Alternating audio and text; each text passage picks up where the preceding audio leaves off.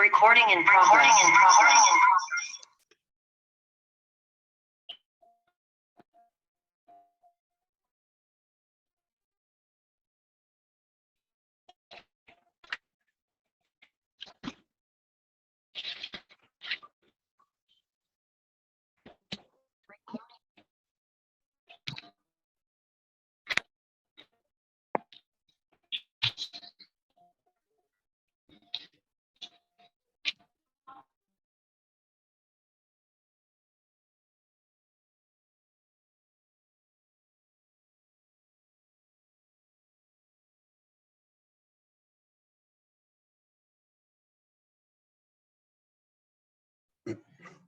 अस्सलाम वालेकुम everyone, hope you are fine.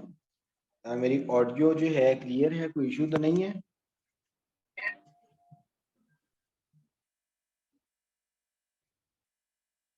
Students, मेरी ऑडियो में कोई इशू तो नहीं आ रहा आपको? जी जी सर, क्लियर है।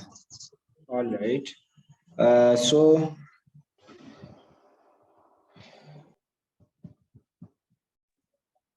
welcome to Council for Scientific Approaches Pakistan, CSA Pakistan.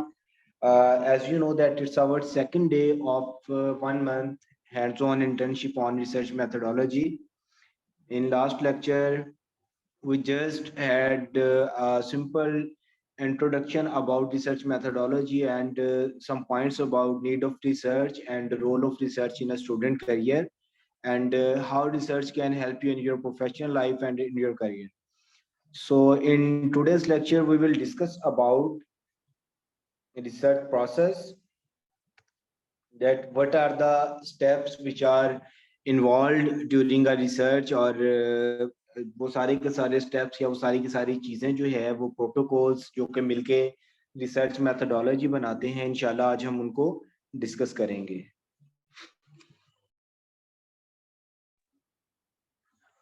So it's my introduction, Muhammad Ehsanul Haq. I am MPhil from Department of Biochemistry, Government College University, Faisalabad. I am CEO and founder of Council for Scientific Approaches Pakistan, and I am working as editor at Pak Biochem and copy editor at CSRA, Journal of Life Sciences, researcher at Pakistan Council of Scientific Industrial Research, Lahore Lab Complex, and working as scout leader at Pakistan Boy Scouts Association and ex-scout leader at GCUF Scouts Group. So first of all, we will discuss briefly about that what is research. जैसे हमने कल के lecture में भी देखा कि research क्या होती है, कल भी हमने डिफाइन किया that research is a basically systematic search for knowledge or step-by-step protocols or step-by-step process to find answer of a problem, or step-by-step protocols to get some information, to answer some questions, and this process is called research methodology. Okay, so in today's lecture we will discuss about all those steps which are combined to make research methodology and जिनको मिलके एक research बनती है, और आप एक simple research question से लेके अपने थीसिस या रिसर्च आर्टिकल तक कैसे पहुंचते हैं। ठीक है, सो इन मेथड्स के अंदर डिफरेंट चीजें इन्वॉल्व होती हैं, उसमें हमारी ऑब्जर्वेशन है, कंपैरिजंस हैं और एक्सपेरिमेंट्स हैं। तो रिसर्च प्रोसेस को अगर डिफाइन करें तो research process is basically series of various actions, different actions की एक सीरीज है। वो एक्शंस कौन कौन से हैं उन सबको इंशाल्लाह हम डिस्कस करेंगे। ये कौन से एक्शंस हैं जो कि नेसेसरी हैं एक इफेक्टिव रिसर्च वर्क को परफॉर्म करने के लिए, क्योंकि हमने कल से हम इसकी डेफिनेशन को बार बार देख रहे हैं या पढ़ रहे हैं कि research is basically a systematic way to find the solution of a problem, to find answer of a question, to get some information about any topic. तो stages of research process को अगर हम देखें तो सबसे पहले हम क्या करते हैं, selecting the research topic. research topic इसे कह लें या research problem भी आप इसको कह सकते हैं, कि आप किसी भी चीज के बारे में कोई भी एक रिसर्च प्रॉब्लम क्या चीज है, कोई भी एक ऐसा प्रॉब्लम जो कि आपको अपने इर्द गिर्द लगता है, आपकी लाइफ के अंदर मौजूद है, आपकी सराउंडिंग में मौजूद है, आपकी एनवायरनमेंट में मौजूद है, आपकी फील्ड से रेलेवेंट कोई भी प्रॉब्लम जो है।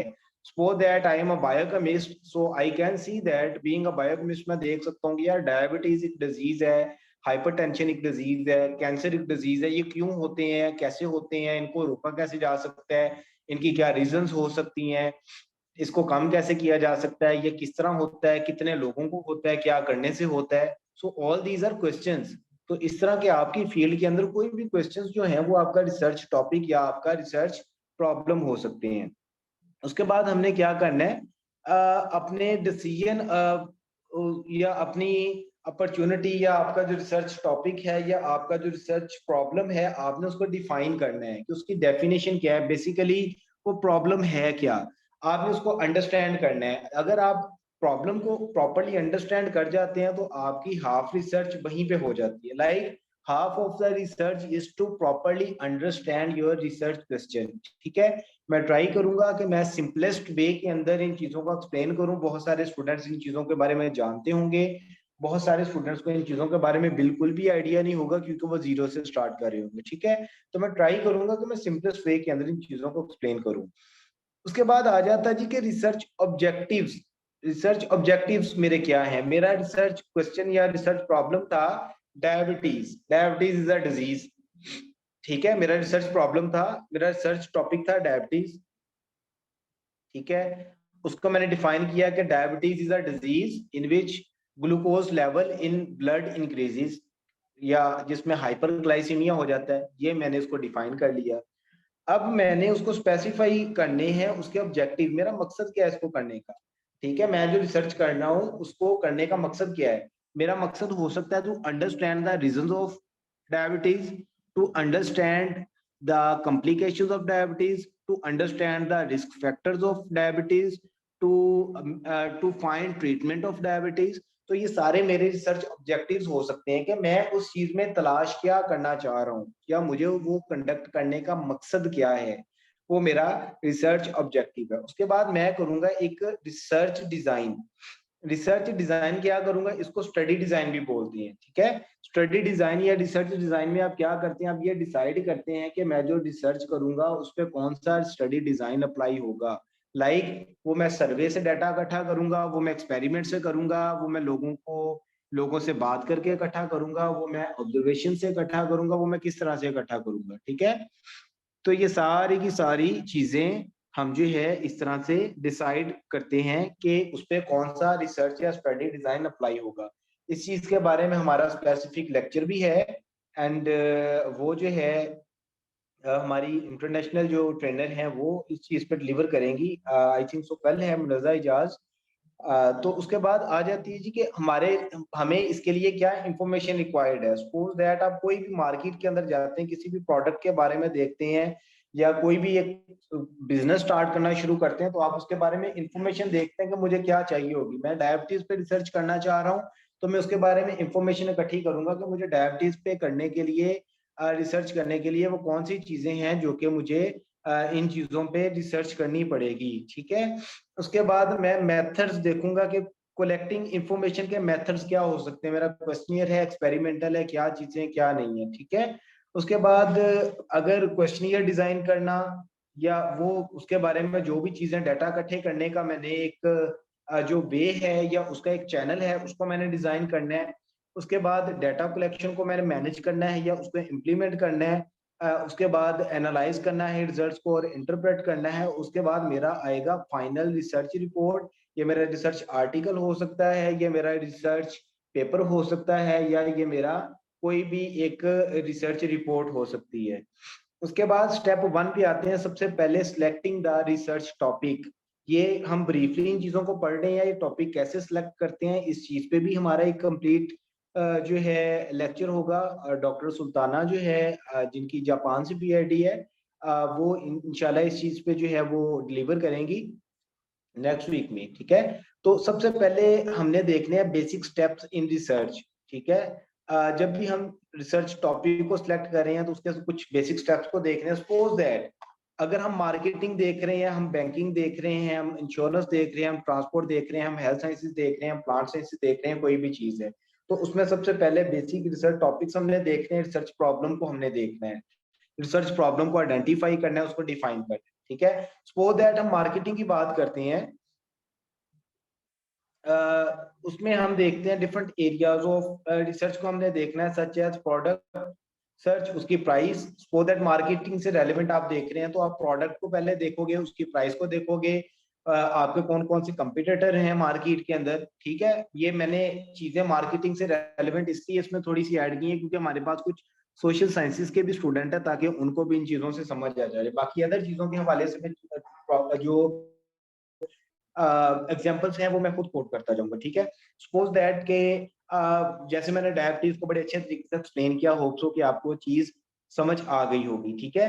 उसके बाद प्राइमरी डिसीजन लेते हैं कि आपने अपना रिसर्च एरिया क्या सिलेक्ट करना है। सपोज दैट डायबिटीज है तो मेरा एरिया हेल्थ साइंसेज है, मार्केटिंग है तो मेरा जो एरिया है बिजनेस है, फाइनेंस है, सोशल इशू है तो सोशल साइंसेज है, तो मैं अपना उसमें एक डोमेन से सिलेक्ट करूंगा कि हेल्थ साइंसेज के अंदर भी मैं क्या कर रहा हूँ, मैं उसमें ड्रग डिजाइनिंग पे जा रहा हूँ, मैं डिजीज जो है वो आइडेंटिफिकेशन पे जा रहा हूँ, मैं किस चीज पे जा रहा हूँ, तो मैंने अपना एक रिसर्च एरिया डिफाइन करना होता है।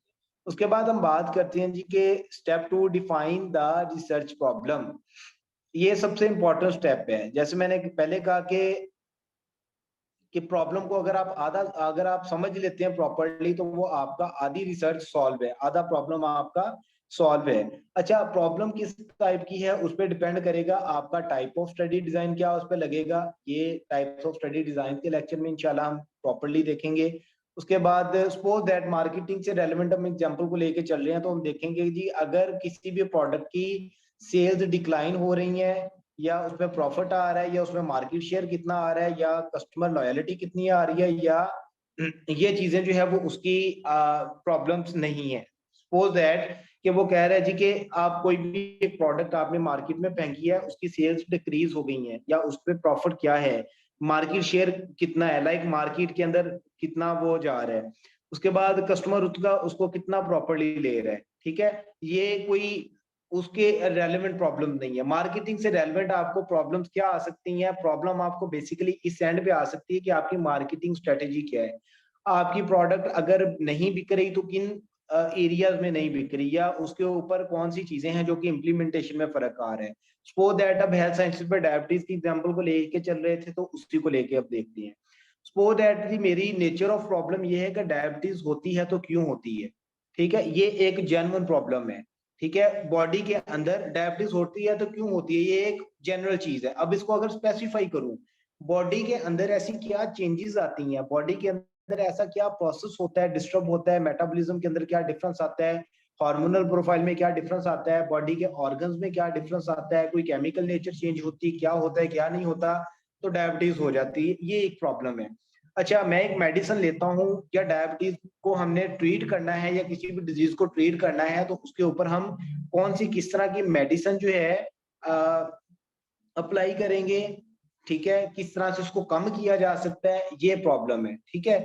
उसके बाद डिफाइनिंग द प्रॉब्लम, जब हम प्रॉब्लम को डिफाइन कर रहे होते हैं तो उसको हम एक जनरल वे के अंदर डिफाइन करते हैं। सबसे पहले जनरल वे मैंने अभी डायबिटीज के केस में क्या किया, जो डायबिटीज होती है तो उसमें ग्लूकोज लेवल आपका इंक्रीज हो जाता है, एक जनरल प्रॉब्लम है। उसके बाद understand the nature of problem, problem की नेचर क्या है, कि प्रॉब्लम की नेचर है वो आपके मोलेकुलर लेवल पे कोई डिफरेंस आ रहा है, आपके कोई बॉडी ऑर्गन के अंदर कोई प्रॉब्लम आ रही है, आपके कोई हार्मोनल प्रोफाइल में आ रही है, आपकी किस चीज के अंदर प्रॉब्लम है।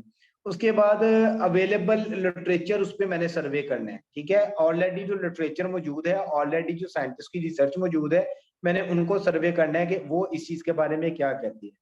उसके बाद मैंने रिसर्च ऑब्जेक्टिव्स, ये अभी मैंने जो कहा था कि मैं रिसर्च ऑब्जेक्टिव क्या चीज है, मैं रिसर्च कंडक्ट क्यों कर रहा हूँ, ठीक है।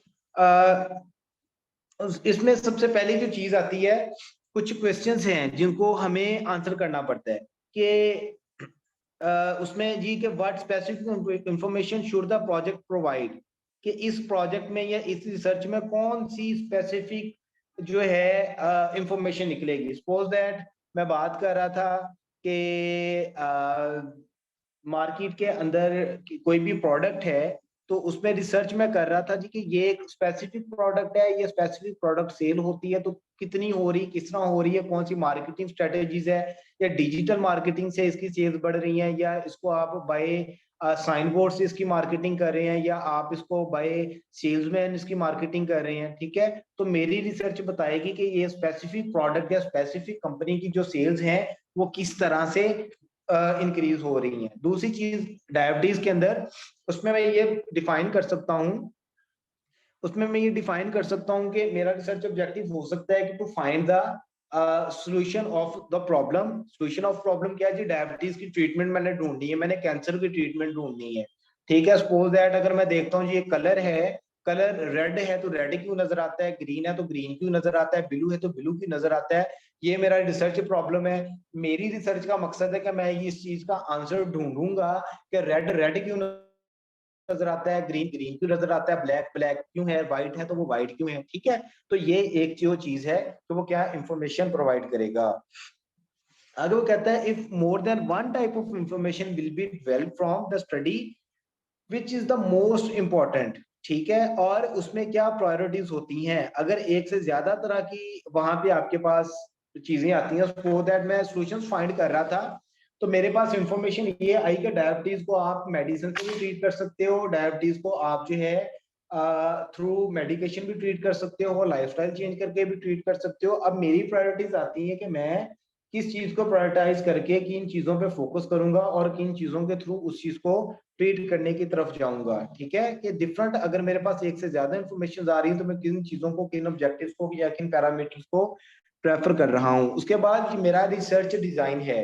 रिसर्च डिजाइन में मैं बताऊंगा कि मेरा क्वालिटेटिव रिसर्च है या मेरी क्वांटिटेटिव रिसर्च है। क्वालिटेटिव जो रिसर्च होती है इसमें facts and figure number based नहीं होते, इसमें नंबर्स की बात नहीं करते। लाइक कि कोई एक रिसर्च आपने बताई उसमें यस नो में आंसर आ सकता है, कोई पिक्चर्स में आंसर आ सकता है, कोई उसके अंदर जो है कलर आप बता सकते हैं, कोई ऑडियो हो सकती है, कोई जो रिसर्च डाटा है किसी ऑडियो की फॉर्म में, किसी जो है वो कलर की फॉर्म में है, किसी वीडियो की फॉर्म में है। ये जो डाटा होता है ये क्वालिटेटिव डाटा होता है और ये डाटा जनरेट हो रहा होता है क्वालिटेटिव रिसर्च से, ठीक है। और इसमें मोस्ट ऑफ द थिंग जो आती है वो आपकी ऑब्जर्वेशन है। सपोज दैट आप एक एयरपोर्ट पे खड़े हो और आप ये देखते हो कि एयरपोर्ट पे ऑब्जर्वेशनल डाटा की, अब मैं एग्जांपल दे रहा हूँ, ये आगे टाइप्स ऑफ रिसर्च डाटा के अंदर ये चीजें एक्सप्लेन होंगी, ठीक है। सपोज दैट आप एयरपोर्ट पे खड़े थे और एयरपोर्ट पे आपने खड़े होकर देखा एक प्लेन जो है जब टेक ऑफ करता है तो वहां पे नॉइज लेवल कितना है, वो नॉइज लेवल को आपने मेजर किया, नोट किया, उसको ऑब्जर्व किया। लाजमी नहीं है कि सेकंड एरोप्लेन जब वहां पे टेक ऑफ करेगा तो उसका भी नॉइज लेवल उतना ही होगा या उस वक्त रनवे पे एयर प्रेशर सेम होगा, समझ आ गई। तो जो ऑब्जर्वेशनल डाटा या ऑब्जर्वेशनल चीजें होती हैं वो हमारे पास कोई परमानेंट नहीं होती, वो चेंज हो सकती हैं। दूसरी चीज आ जाती है जी क्वांटिटेटिव। क्वांटिटेटिव के अंदर number, fact and figure numbers के अंदर होते हैं, वो डिजिट्स के अंदर होती हैं। इसमें हमारे पास डिस्क्रिप्टिव जो है वो मेथड भी हो सकते हैं या हमारे पास कैजुअल मेथड भी हो सकते हैं। डिस्क्रिप्टिव के अंदर हमारे पास सर्वे रिसर्च है, क्रॉस सेक्शनल रिसर्च भी कहते हैं, जिसमें क्वेश्चनियर्स को डेवलप करते हैं। कैजुअल के अंदर आप लैब एक्सपेरिमेंट्स करते हैं, फील्ड एक्सपेरिमेंट्स करते हैं, या इस तरह की चीजें हम आपके पास आती हैं। उसके बाद स्टेप 5 के अंदर आप स्पेसिफाई कर दिए जी मुझे किस तरह की इंफॉर्मेशन चाहिए। इसमें यहाँ पे दो तरह की इंफॉर्मेशन है, primary information and secondary information. Primary information वो है जो कि आप खुद इकट्ठी कर रहे हो किसी भी चीज को ऑब्जर्व करके, उस पर सर्वे करके, उस पर एक्सपेरिमेंटेशन करके। सेकेंडरी इंफॉर्मेशन वो है जो ऑलरेडी मौजूद है और जो आपको अवेलेबल है, लाइक उसके अंदर इंटरनेट है, मैगजीन्स है, बुक्स है। इसकी तरतीब में सेकेंडरी को पहले रखा गया, प्राइमरी को बाद में रखा गया। क्यों? क्योंकि जब आप कोई भी एक सर्वे बेस या कोई भी एक स्टडी डिजाइन बनाते हो तो आप उसमें सबसे पहले सर्वे करते हो लिटरेचर का। तो उस चीज को, उस प्रॉब्लम को अंडरस्टैंड करने के लिए, उस चीज के बारे में डिफरेंट चीजों को डिफाइन करने के लिए, उसको समझने के लिए आप लिटरेचर का जब सर्वे करते हो तो वो जो इन्फॉर्मेशन आप ले रहे हो सेकेंडरी इंफॉर्मेशन से पहले आपका पाला पड़ता है। उसके बाद फिर आप उस पर अपना स्टडी डिजाइन लगा के जो इन्फॉर्मेशन इकट्ठी करते हो वो फिर आपकी प्राइमरी इंफॉर्मेशन है। आपकी प्राइमरी इंफॉर्मेशन जब एक रिसर्च आर्टिकल की फॉर्म में जाएगी या वो थीसिस बन जाएगी तो आपकी प्राइमरी इंफॉर्मेशन किसी दूसरे के लिए सेकेंडरी इंफॉर्मेशन बन जाएगी, ठीक है। आपके लिए जो सेकेंडरी इंफॉर्मेशन है ये कभी किसी की प्राइमरी इंफॉर्मेशन हुआ करती थी। क्यों? क्योंकि जब उसने एक्सपेरिमेंट किया था, उसने सर्वे किया था, उसने ऑब्जर्वेशन से डाटा इकट्ठा किया था, तो वो उसका प्राइमरी डाटा था, लेकिन आप तक जब वो पहुंचा तो वो सेकेंडरी इंफॉर्मेशन बन के पहुंचा। ठीक है, ये इसको क्लियर कर लें। मेरी प्राइमरी इंफॉर्मेशन किसी और की सेकेंडरी इंफॉर्मेशन हो सकती है, और किसी और की जो सेकेंडरी, जो मेरे लिए सेकेंडरी, वो किसी और की प्राइमरी इंफॉर्मेशन। ठीक है, अब यहाँ पे स्टेप 6 के अंदर हम करते हैं जी के methods of collecting needed information, कि मैंने जो नीडेड इंफॉर्मेशन है वो कहाँ से लेनी है। सपोज दैट मार्केटिंग की बात है तो मैं ईमेल से, टेलीफोन से, फैक्स से, इंटरनेट से, पर्सनल इंटरव्यू से कहाँ से लूंगा, या कस्टमर पैनल्स को विजिट करके, या मैं डिफरेंट तरह से जो है उसको इकट्ठा करूंगा। मेडिकल साइंसेज के अंदर हम बात करते हैं, डायबिटीज की एग्जांपल ले रहे थे हेल्थ साइंसेज में, तो उसमें हम बात करते हैं जी कि इंफॉर्मेशन, नीडेड इंफॉर्मेशन, मैं सर्वे रिसर्च कर रहा हूँ, मैं पेशेंट्स को विजिट कर रहा हूँ, मैं पेशेंट ढूंढ रहा हूँ, मैं किसी एक पॉपुलेशन को टारगेट करता हूँ, मैं किस चीज को टारगेट करता हूँ, कहाँ से मैं अपना स्टडी के लिए इंफॉर्मेशन मैंने इकट्ठी करनी है, या वहां से मैंने उसको एक्सपेरिमेंट के अंदर लेके आना है। उसके बाद आ जाती है जी बात डिजाइन द क्वेश्चनियर। क्वेश्चनियर को आप सपोज दैट मार्केटिंग के लिए या सर्वे बेस्ड जो रिसर्च कर रहे हैं उसके अंदर आप क्वेश्चनियर डेवलप कर रहे हैं, और बहुत सारी जो एक्सपेरिमेंटल रिसर्चेस होती हैं उसके अंदर भी आपको इंफॉर्मेशन को इकट्ठा करने के लिए कहीं ना कहीं पे क्वेश्चनियर की हेल्प लेनी पड़ती है। सपोज दैट यहाँ पे बात हम करें मार्केटिंग रिसर्चर की, तो वो जो डाटा इकट्ठा करते हैं, प्राइमरी डाटा इकट्ठा करने के लिए उसको वहां पे डिफरेंट क्वेश्चनियर्स का सहारा लेना पड़ता है। ठीक है, डिफरेंट इंस्ट्रूमेंट्स के को यूज कर सकता है, डिफरेंट क्वेश्चन यूज कर सकता है, ताकि वो रिस्पोंडेंट या अगले पर्सन की इंफॉर्मेशन को ले सके। सपोज दैट मैं अगर रिसर्च करता हूं कि what is the prevalence of diabetes in Pakistan, मैं डायबिटीज के प्रेवलेंस को फाइंड करना चाह रहा हूं, तो उसके लिए मुझे अल्टीमेटली क्वेश्चनियर ही बनाना पड़ेगा। क्यों? मैं क्वेश्चनियर लेके जाऊंगा डिफरेंट लोगों के पास, और मैं देखूंगा कि उनके अंदर वो डायबिटीज के बारे में क्या नॉलेज को रखते हैं, और वो डायबिटीज को किस तरह से समझते हैं। ठीक है, उसके बाद फिर मैं उनके ब्लड सैंपल्स लूंगा, उनके ब्लड सैंपल्स को लाके मैं टेस्ट करूंगा, फिर मैं आइडेंटिफाई करूंगा कि कितने लोग समझते थे उन्हें डायबिटीज नहीं है, लेकिन एक्चुअली वो डायबिटिक पेशेंट्स हैं। समझ आ गई? तो यहाँ पे क्वेश्चनियर का ये रोल है या इसकी ये इंपॉर्टेंस है। उसके बाद डिफरेंट तरह के क्वेश्चनियर्स हो सकते हैं, डिफरेंट तरह के क्वेश्चन आप उसमें पूछ सकते हैं। Have you ever, do you ever, like have you ever experience this thing, do you ever eat fast food like this. इस तरह से डिफरेंट नौइयत के आप क्वेश्चन उसके अंदर ऐड कर सकते हैं। ठीक है, एटीट्यूडनल क्वेश्चन हो सकते हैं। What do you think of, what do you think about diabetes, या why do you do this. आप एग्री करते हैं, डिसएग्री करते हैं, आपके अकॉर्डिंग अगर एग्री है, डिसएग्री है, गुड है, फेयर है, अनफेयर है, इन चीजों में। लाइक जो स्केल या ग्रेड बेस्ड जो क्वेश्चनियर्स होते हैं, 1 से लेके 5 तक ग्रेड्स होते हैं, या 1 से लेके 10 तक ग्रेड्स होते हैं, आपने किसी एक को चूज करना होता है, तो वो आपके एटीट्यूड पे बेस कर रहा होता है। उसके बाद बात आ जाती है जी manage and implement the data collection, कि आपने जो भी डाटा इकट्ठा करना है, आपने उसको मैनेज किस तरह से करना है, आपने उसको इम्प्लीमेंट कैसे करना है, उसको एनालाइज कैसे करना है, उस पर सारी की सारी चीजें कैसे करनी है। लाइक आपके पास जो डाटा आ रहा है वो डिफरेंट तरह का होता है। ये वाला पॉइंट नंबर 8 आपको समझ आएगी लेक्चर नंबर 4 के अंदर, आई थिंक सो है, टाइप्स ऑफ रिसर्च डाटा। उसमें हम डिस्कस करेंगे कि डाटा कितनी तरह का हो सकता है और वो किस कैसे कैसे, लाइक ऑब्जर्वेशनल डाटा है, या वो सिमुलेटरी डाटा है, वो क्वालिटेटिव है, क्वांटिटेटिव है, आपने उसको मैनेज किस तरह से करना है और आपने उसको कलेक्ट कैसे करना है। और फिर उसके बाद बात आ जाती है जी कि आपके डाटा के एनालिसिस और इंटरप्रिटेशन। ये सबसे इंपॉर्टेंट चीज होती है। मैं बच्चों को हमेशा कहता होता हूँ कि बच्चे जब इंटर्नशिप करने जाते हैं ना, ये चीजों के बारे में सीखने जाते हैं, तो वहां पे जाके वो ये देखते हैं कि चीजें होती कैसी है। जो डाटा एनालिसिस या डाटा इंटरप्रिटेशन का मतलब ये होता है बच्चे के चीज का मतलब क्या है, इसका मीनिंग क्या है, इसके एंड रिजल्ट्स क्या है। एंड रिजल्ट बनते हैं एनालिसिस और इंटरप्रिटेशन से। वो दैट आप केमिस्ट्री का स्टूडेंट हो, आप बायोटेक्नोलॉजी के स्टूडेंट हो, आप किसी लैब में जाते हो, आप वहां पे जाके ये सीख लेते हो एचपीएलसी कैसे चलती है, पीसीआर कैसे चलता है, क्यूपीसीआर कैसे चलता है, स्पेक्ट्रोफोटोमीटर कैसे चलता है। ठीक है, आप डिफरेंट इंस्ट्रूमेंट को तो देख लेते हो कि ये चलते कैसे हैं, और आप वो सीख के वापस आ जाते हो, जो कि सरासर गलत चीज है।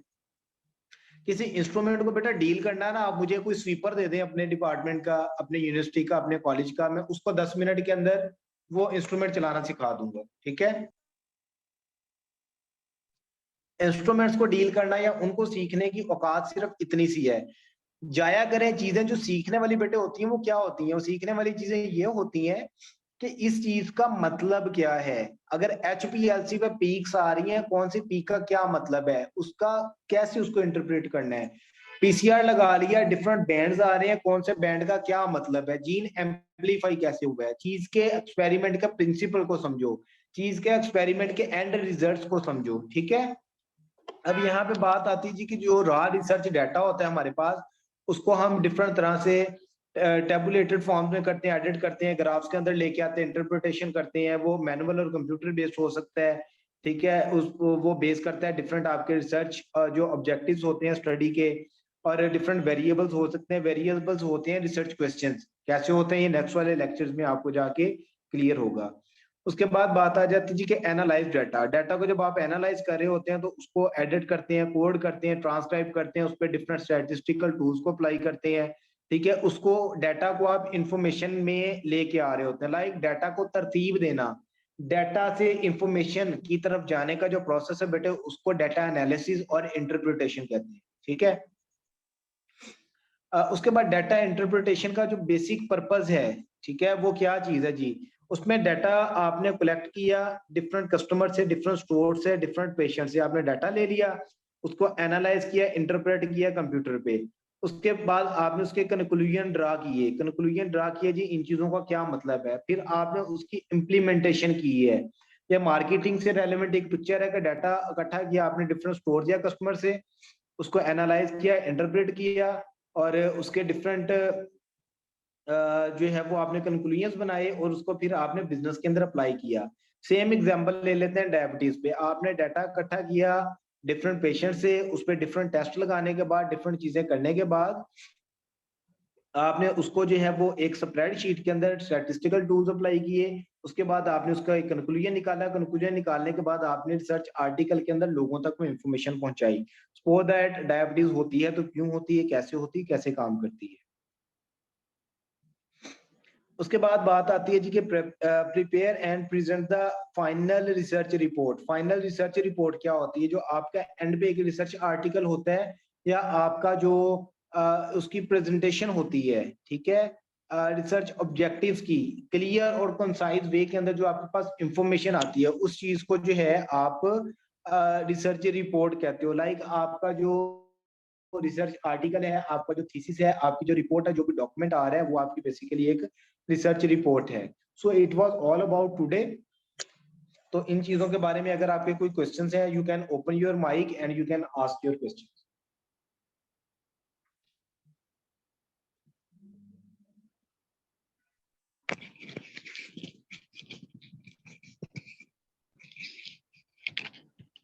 जी हमजिला बेटा, क्वेश्चन है कोई आपका? अस्सलाम वालेकुम सर। वालेकुम। सर मुझे ये पूछना था कि कल मैं क्लास में ले नहीं सकी। मुझे आइडिया था कि 3 से स्टार्ट होगी, तो कल क्या लेक्चर्स हुए हैं, अगर उनकी हमें स्लाइड्स मिलेंगी नहीं मिलेंगी, और उसका असाइनमेंट वगैरह हम कैसे मतलब मेंटेन करेंगे, तो ओके जरा मुझे अकॉर्डिंग गाइडेंस दीजिएगा प्लीज। ओके बच्चे, मैं बताता हूँ। कल में हमने देखा था सिर्फ और सिर्फ रिसर्च का introduction and role of research in your career या need of research. Mic off कर दे, तो रहा है। अच्छा, उसमें हमने सिर्फ इंट्रोडक्शन टू रिसर्च देखा था। उसमें बहुत सारी चीजें मैंने रिपीट कर दी हैं आज के लेक्चर में। लाइक रिसर्च की डेफिनेशन थी, रिसर्च के डिफरेंट स्टेप्स थे, लाइक डाटा एनालिसिस क्या होता है, और ये सारी की सारी चीजें ऑलमोस्ट कल के लेक्चर की ऑलमोस्ट सारी चीजें मैंने आज के लेक्चर में कवर की हैं बातों बातों में, ठीक है। ऐसी कोई चीज नहीं है जो हमने कल पढ़ी थी और अभी तक आपको उसका आइडिया नहीं होगा। लेकिन मैं ट्राई करूंगा मैं आप लोगों को ना उसकी रिकॉर्डिंग प्रोवाइड करूं, ठीक है। Sir, am I audible? Ji Kamil. Sir, I have a question about as you said ना, कि हमारे पास जो PCR या HPLC हम यूज करते हैं, तो उसको हमारा बेसिक पर्पस हमारा ये है कि हमें उसको प्रिंसिपल और उनकी जो क्या क्राइटेरिया है उसको हमें पता हो। देखें, इंस्ट्रूमेंट को यूज करना is not a big deal. Mobile अगर कोई बंदा चला लेता है ना, तो इंस्ट्रूमेंट को भी डील कर लेगा, ठीक है। जो बेसिक चीज है वो ये है कि आप उन चीजों के बारे में उसकी इंटरप्रिटेशन, उसका मतलब समझें कि उसके जो रिजल्ट आ रहे हैं उसके रिजल्ट्स का क्या मतलब है। ये चीजें सीखा करें जाके। जो कि बच्चे नहीं सीखते। Okay thank you. हाँ जी, और क्वेश्चन किसी का?